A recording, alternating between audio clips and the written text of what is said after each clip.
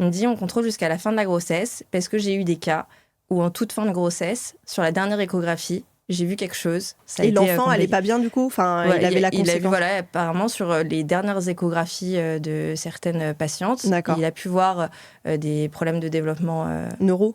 D'accord. Et voilà, donc c'était ça aussi. C'est vraiment ça qui est compliqué à gérer.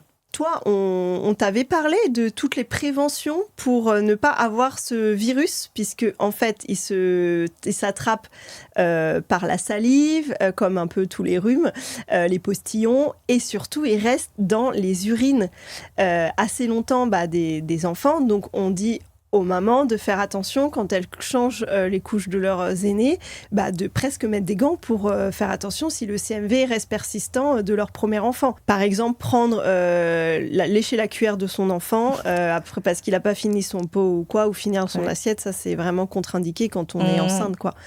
Le fait peut-être que si on l'a déjà eu, la risque de réactivation du virus peut être présente, mais très très faible, et encore plus le fait que ça passe directement chez le bébé. Donc ça, on est quand même un peu protégé, pas à 100%, mais globalement, si on est déjà positif, CMV positif.